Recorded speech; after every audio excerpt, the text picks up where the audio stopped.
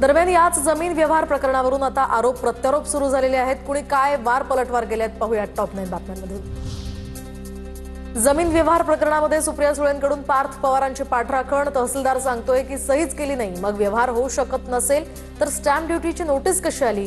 सरकारनं याचं स्पष्टीकरण द्यावं, सुळेंची मागणी। मुद्रांक शुल्क का माफ केलं तपासावं लागेल, माझ्याकडे तक्रार आल्यानंतर कारवाई करणार। पार्थ पवार जमीन खरेदी प्रकरणामध्ये महसूल मंत्री चंद्रशेखर बावनकुळेंची प्रतिक्रिया। याचा नक्की पूर्ण तपास करावा लागेल। 11 तारखेला अंजलीताई जमानिया माझ्याकडे घेऊन येणार आहे। माझ्याकडे तक्रार आली की मी कारवाई चालू करतो। मला अंजली जमानियाजी सांगितलं मी मंगळवारी येते, त्यामुळे मंगळवारी कळेल। पार्थ पवारांनी मला पाठवलेली कागदपत्र नियमबाह्य नव्हते, संबंध नसल्यास पार्थ पवारांची बदनामी करणं अयोग्य, उदय सामंतांची माहिती। जर नियमबाह्य काही झालं नसेल किंवा नियमाच्या पलीकडे जाऊन पार्थ पवारांचा काही संबंध नसेल तर पार्थ पवारांना देखील याच्यामध्ये बदनाम करणं योग्य आहे असं मला वाटत नाही। त्याच्यामुळे आपण त्यांच्याशी चर्चा करावी, त्यांच्याकडनं देखील खुलासे घ्यावेत, ही माझी एक कार्यकर्ता म्हणून विनंती आहे। तर आपण मराठी अमराठी करत राहणार आणि यांची मुलं जमिनी लाटून बंगले बांधणार। पुण्यातील कथित जमीन खरेदी प्रकरणावरून उद्धव ठाकरेंचाही निशाणा। हिंदूंमध्ये मराठी अमराठी करायचं, मराठीमध्ये परत मराठी तर करायचं, म्हणजे तुम्ही आम्ही सतत भांडत राहायचं आणि यांचे सगळे चेले चपाटे मुलं बाळं हे जमिनी ढापून जमिनी लाटून स्वस्तात फुकटात जमिनी घेऊन यांचे बंगले इमले हे शेतकऱ्याच्या उरावती बांधणार।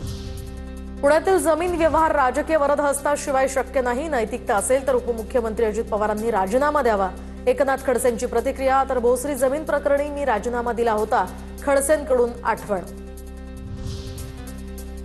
हा व्यवहार रद्द झाला पाहिजे, या संदर्भात कलम 420 चा गुन्हा दाखल झाला पाहिजे। ईडी सीबीआय आता झोपले आहेत का? विजय वडेट्टीवारांचाही सवाल। तर सत्ता टिकवण्यासाठी दुर्लक्ष करणार की कारवाई करणार? वडेट्टीवारांचा फडणवीसांना सवाल। जमिनीचा मालक सरकार आहे, खरेदी विक्री होऊ शकत नाही, हा 420 चा गुन्हा आहे। ही फसवणूक आहे सरकारच्या जमिनीची। आता इथे खरं म्हणजे ईडी सीबीआय काय झोपले आहेत का हे लक्षात घेतलं पाहिजे। पार्थ पवारांच्या कंपनीनं पुण्यातील कोरेगाव पार्कमध्ये घेतलेल्या जमिनीची तक्रार करणार। महसूल मंत्री चंद्रशेखर बावनकुळेंना भेटून लेखी तक्रार देणार। अंजली दमानिया या संदर्भात आक्रमक। तर हा व्यवहार पूर्णपणे तपासायला हवा, अजित पवारांच्या चिरंजीवांचे नाव या व्यवहारात आहे। रवींद्र धंगेकरांची या प्रकरणात प्रतिक्रिया। नाही, याच्यामध्ये तो व्यवहार पूर्णपणे तपासला पाहिजे। अजितदादांचे चिरंजीव यांचं नाव आले ते काय आता लपून राहिलेलं नाही, कारण जर असं जर चुकीचं केलं असेल तर दादांच्या निदर्शनाचा दादा ते निर्णय घेतील। आता त्यात निर्णय नाही घेतले तर आम्ही दादाला याच्यामध्ये लोकशाहीमध्ये दादांशी आम्ही चर्चा करू।